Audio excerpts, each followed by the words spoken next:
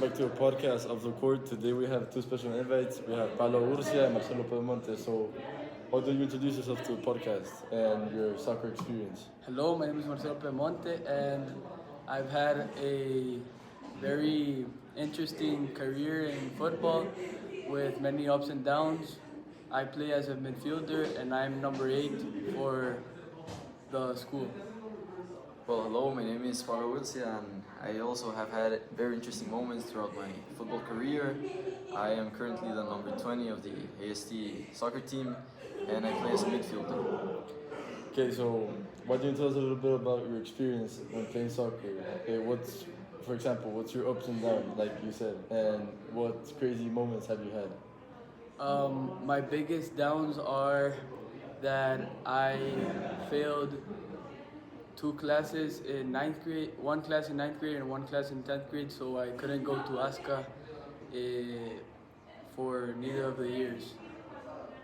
Well, some crazy moments I have had has been like some injuries, which are very unexpected and can impact a lot on a person's mental capabilities, but also physical. Another one. So talking about this, tell me how you overcame these experiences with not going to 9th grade and 10th grade, and how you overcame your injuries. Well, I overcame the 9th grade and 10th grade situation with getting my grades up and maturing up so I could go in 11th grade to the AASCA tournament and ABSH tournament, and had a good tournament in both of them. I overcame my injuries by focusing a lot of on my mental health, and also like going to therapy, working on myself, trying to be better and improve any injury or pain I was feeling, so I could play for the next tournaments. Okay, since both of you have been through a lot of experience, why can you tell us some advice that you would give to the younger generation that's coming ahead? Well, for the younger generation, I would say you should keep up with the work by going to practice and all of the things that are that come with the tournament, and also you have to put your effort in the classes so you can go to the tournaments. My advice is to always keep pushing yourself and never let anything bring you down. So even though you're going through some rough moments, they should not bring yourself down, and you should always continue and persevere for the best. So a question for Pablo. You are currently a junior and starting your IB program, right? Yes. So how do you manage that, as it's something new to you and the classes are harder? Yeah, time management is a very essential skill, and I try to work on my homework either on school or before any practice, so I could go to practice and just focus on the practice itself, and afterwards try to not leave much homework at night, so I could get my sleep. And for you, when you failed 9th and 10th grade, what made 11th grade change? What changed? What helped you? Something that helped me was the passion that I had for the sport, and not going to those tournaments made me realize that I was able to pay attention in class and finish the work just to go to those tournaments and have fun. Okay, I have one question for both of you. Do you have a sort of nutrition plan for when you play sports? Any restriction from food that you want, and a certain hour of sleep that you need in order to play 100%? I would say for the sleep, I need 8 hours of sleep so I don't feel tired the next day, and have the training and ability to have la resistencia, the resistance to play. And for the nutrition, I would say I just eat what I have at home that is healthy and has a lot of protein. Yeah, for the sleep, same as Marcelo, at least 8 hours a day. And I don't follow an exact like diet or nutritious plan, but I try to watch how much unhealthy food I consume and try to make it as balanced as possible so I could perform the best. So moving on to like something current. So the season, as I know, is being more serious right now for soccer, as AASCA is coming up in February, and the ABSH as well. So how do you feel for this new season? How do you think the team is performing? How do you feel like you have improved, or what do you think you need to improve as the AASCA comes up?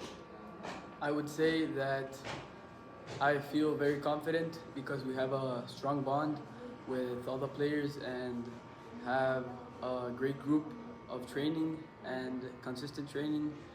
And something I would say I need to improve is my mentality is in the game because I sometimes get very mad with other players or with the referee.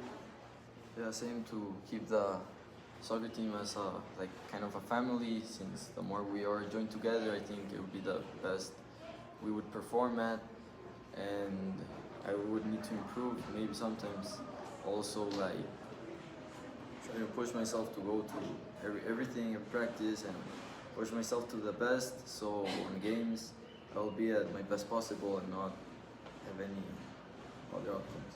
And as I understand, you're the captain, or like One of the maybe one of the captains. So how do you manage that, and how do you think that like is a component to your soccer career? Well, it is a component since it helps like it's an extra responsibility in which during the field I need to like be more talkative, try to help not only myself but the rest of my team in what ways we could improve together. And it's an extra responsibility talking with the coaches, but it's something that I try to do as best for not only for myself but for the team. And you're one of the greatest players the team has, and you're a midfielder, which basically controls the defense and the attack. What's your way of motivating the team and making sure that everyone puts their part? I would say respecting my mistakes and respecting others' mistakes without having to get mad and having the patience to play with others and others' tempo at the game. So, as you being senior and junior, or already having a lot of experience in the sport, what is something you would want to say to a ninth grader starting their career About a sixth grader. to even a sixth grader? Yeah. To not be afraid of making mistakes, since it's normally something that happens with like the younger people that start to appear in the trainings. They sometimes are scared to like play the ball, but they need to know that mistakes are normal and that everyone learns from them. I would say that they're very young. They have a long career to go, and that there is always a chance for them to make it, despite their age and their mentality. Okay, and for our last and final question, what are expectations for the AASCA tournament and the ABSH tournament? Well, my least expectation is to win everything, because I would say we have a great team and we have to respect that and take advantage of the trainings we have done and the effort we have put to the sport.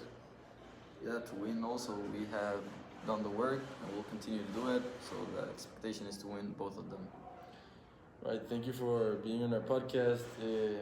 I hope the people who are listening to this podcast will listen to your advice, especially yours, since you've been through a harder time than Pablo.